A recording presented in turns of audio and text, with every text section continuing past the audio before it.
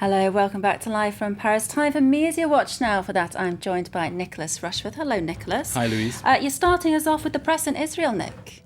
The media in Israel has covering this in full. It's all to do with one paper, specifically Yediot Aharonot, which is reporting that Israel's Prime Minister Benjamin Netanyahu and his Defense Minister Ehud Barak are saying they'd like an attack on Iran's nuclear facilities before the US election.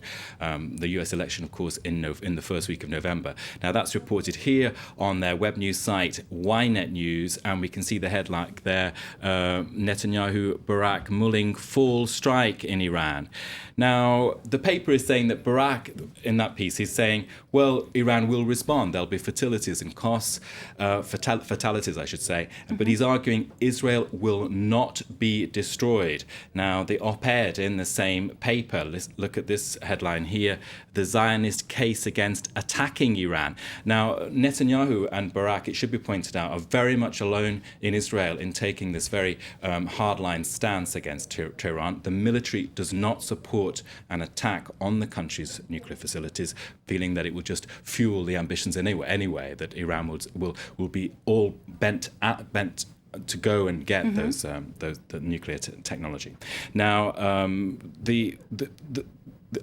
this piece also is saying, well, this in fact will backfire on them, Netanyahu and Barak, because it will pave the road to Jerusalem for the enemies of Zion. So that's pretty much that piece, but it's also being covered in the rest of the Israeli press. We can go to Haaretz there, which is on the left of the political spectrum in Israel, and that piece here, which is in Haaretz, is saying a top Israeli official is saying that the Iranian nuclear threat is bigger than the one Israel faced before the Six-Day War in 1967. So the drumbeats of war there, Louise, what do you think? I mean, it's perhaps to do more with internal domestic politics. Well, as a pacifist, I certainly hope so, Nick, I must say.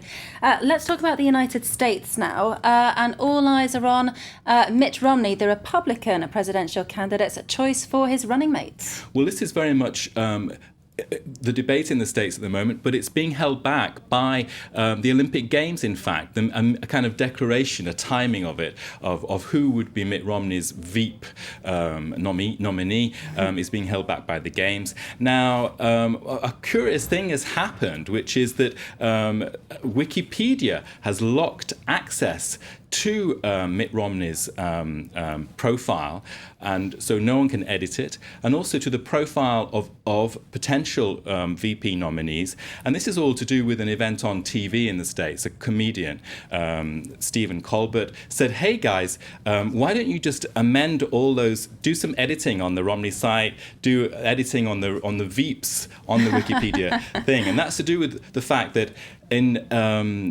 2008, Sarah Palin, as she was about to be announced, 24 hours before being announced, there were dozens of edits to brush up her profile.